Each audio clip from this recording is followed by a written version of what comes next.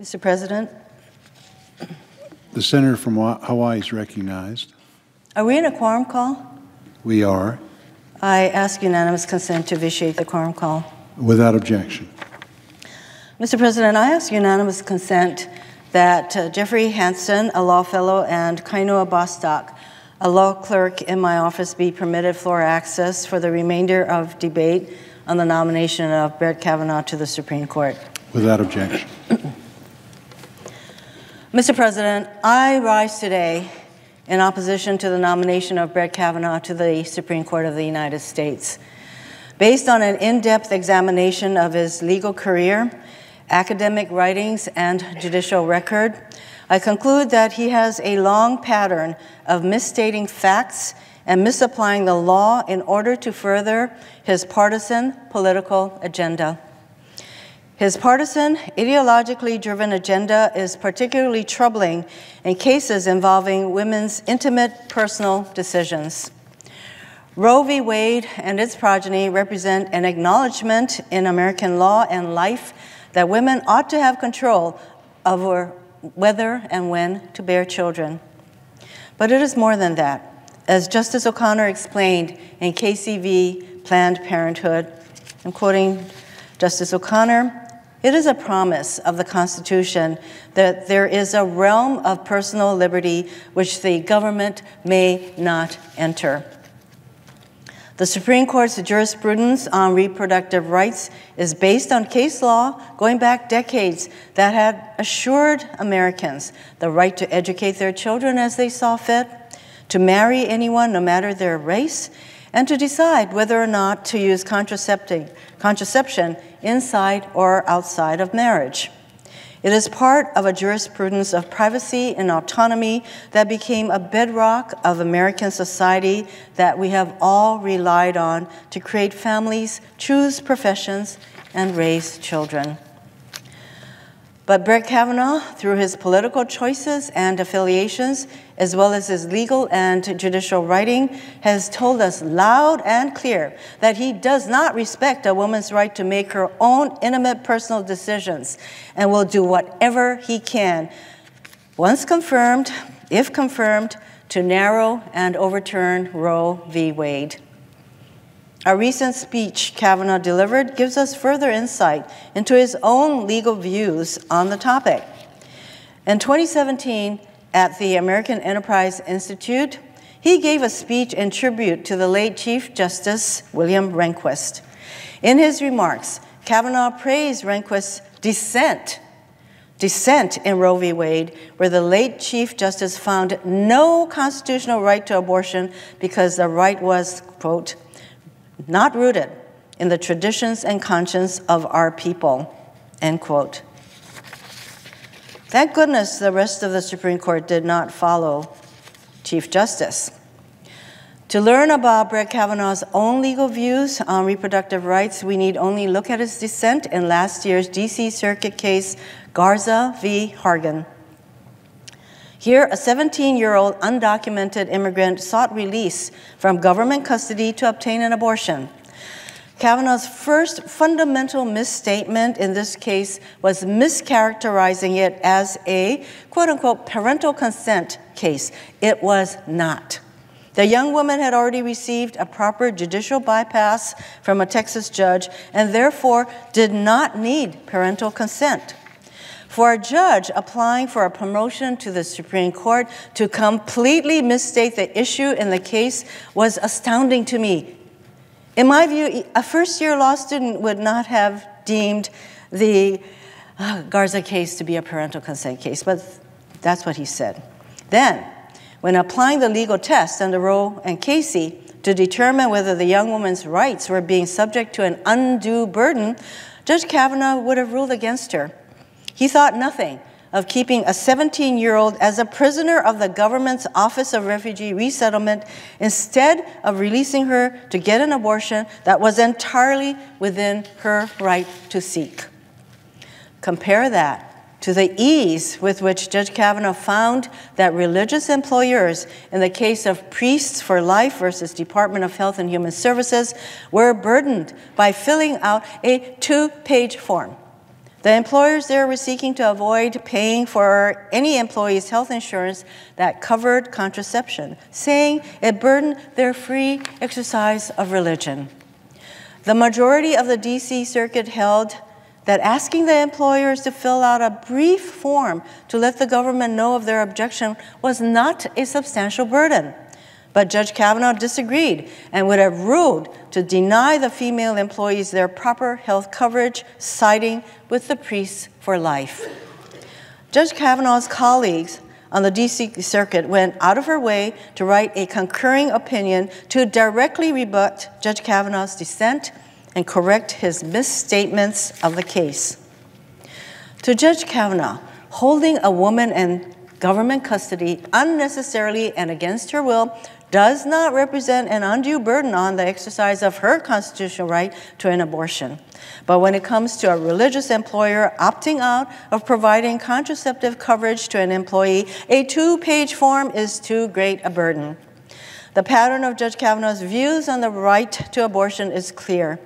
Anyone who feels assured he will uphold Roe v. Wade is living in a fantasy world. Laws that narrow women's reproductive rights in states like Texas, Iowa, and Louisiana are currently making their way to the Supreme Court. And all of the evidence shows that Judge Kavanaugh will side with them. Advocates for women's reproductive rights are against Judge Kavanaugh's ascent to the Supreme Court with good reason. Another aspect of his judicial record that argues against confirmation is Judge Kavanaugh's pattern of dissents. Dissents are revealing. It is where judges go out of their way to voice their disagreement with the majority on the court and show what their views are. Judge Kavanaugh has the highest dissent rate among active D.C. Circuit judges at 5.1 dissents per year. One study I introduced at his hearing showed that he consistently sided against workers and immigrants and only once favored consumers in his dissents. Another study showed he consistently sided against protecting the air we breathe and the water we drink. So environmental and consumer rights groups are against Judge Kavanaugh's ascent to the Supreme Court with good reason. And yet another study analyzed his dissents and found that Judge Kavanaugh tended to dissent more often along partisan lines than his colleagues, and his, quote, divisiveness ramped up during political campaigns before presidential elections. This is more than mere coincidence. It also found that he had the highest rate of what the study calls partisan dissents, where the other judges in the majority were appointed by the opposing party, in other words, by Democratic presidents. Again, not the sort of fair-minded consideration of the facts and the law necessary for a Supreme Court justice. His partisanship was clearly on display for all to see at his Thursday hearing. For me, as a senator from Hawaii, Judge Kavanaugh's pattern of misstating the facts and misapplying the law is evident in his work on the case Rice v. Cayetano and the rights of Native peoples. President Trump has demonstrated through signing statements, budget proposals, and proposed regulations that he views programs for our indigenous communities as unconstitutional racial classifications. And he found a like-minded Supreme Court nominee in Brett Kavanaugh. Brett Kavanaugh has a long history of misstating facts and misapplying the law in order to curtail the rights of indigenous peoples, Native Hawaiians, Alaska Natives, and American Indians. As an attorney in private practice in 1999, Brett Kavanaugh co-authored a Friend of the Court brief in support of Harold Freddie Rice's challenge to the voting structure of the Office of Hawaiian Affairs, a state office established in Hawaii to work for the betterment of Native Hawaiians.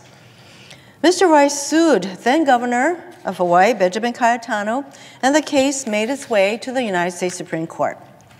Judge Kavanaugh co-authored his amicus brief with other highly conservative legal advocates, including Robert Bork, a harsh critic of the Civil Rights Act of 1964 when it was proposed. Judge Kavanaugh separately, in addition to working on this amicus brief, wrote an op-ed for the Wall Street Journal titled, quote, "Are Hawaiians Indians?" end quote. that made false and offensive arguments.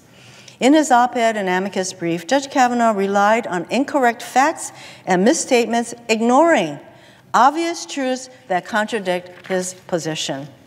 He relied on these incorrect facts in order to reach his political conclusion that Native Hawaiians and arguably other indigenous communities who do not fit his limited view of tribal structure are not afforded any special protections by the Constitution.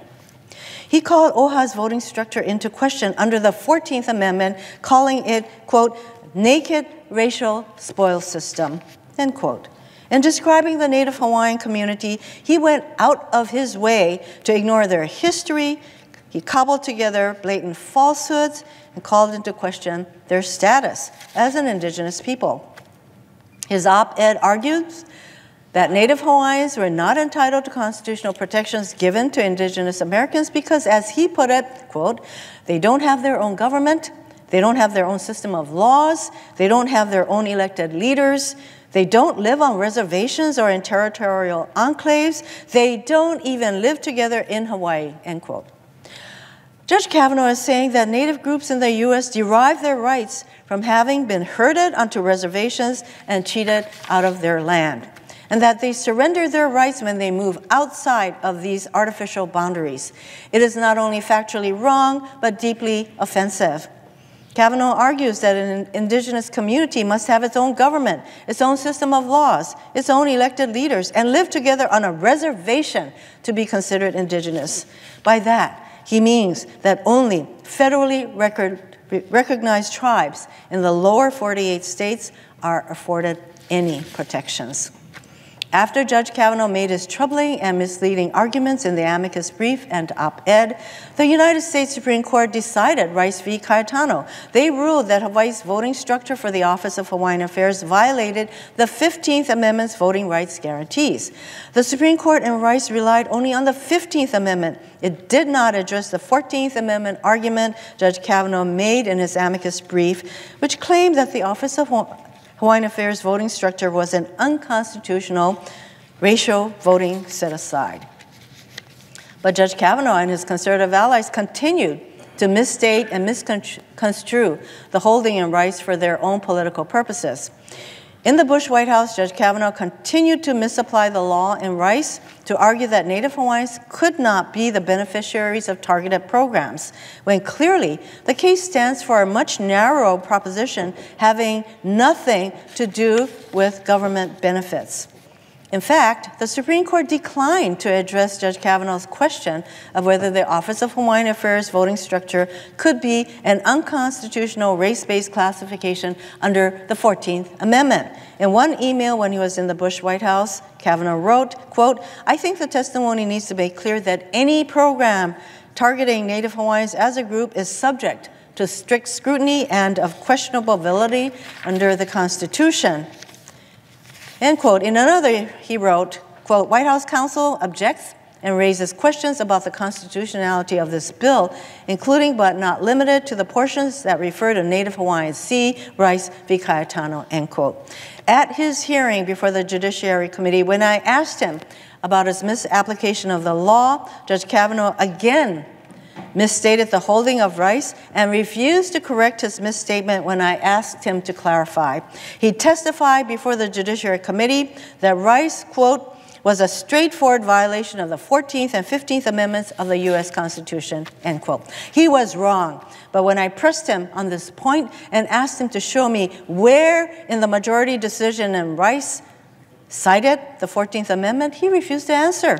Why? Because he was clearly wrong. It is deeply troubling to have a Supreme Court nominee for a lifetime position who doesn't adhere to facts or correctly present the law. And Judge Kavanaugh's answers on this topic fit his pattern of evading and skirting the truth. His reliance on these stereotypes and bigoted tropes about Native Hawaiians, as well as his misapplication of the law, represent a clear and present danger to Native people all over this country, including in Hawaii. Notably, in his writings against Native Hawaiians, Judge Kavanaugh completely avoided any reference to the Alaska Native Claims Settlement Act, ANCSA. Under ANCSA, Alaska Natives organized themselves not as tribes in Judge Kavanaugh's understanding of the word, but as village and regional corporations with shares that individual Alaska Natives hold. This is a novel and unique system for facilitating the United States trust responsibilities and arguably not at all in keeping with Judge Kavanaugh believes deserves constitutional protection. That is why Native communities across the country, including the Office of Hawaiian Affairs, Council for Native Hawaiian Advancement, Alaska Federation of Natives, and the National Congress of American Indians have come together to express deep concern over Judge Kavanaugh's nomination. In the context of his views on Native peoples, I no longer find it curious that Judge Kavanaugh devoted so much time back then to writing an amicus brief and an op-ed on a case that involved Native Hawaiians. Mr. President, I will have more to say tomorrow about other aspects of this nomination, in particular, what Dr. Christine Blasey Ford's account of her attack by Brett Kavanaugh reveals about the nominee, the Senate, and American culture. For now, I yield the floor.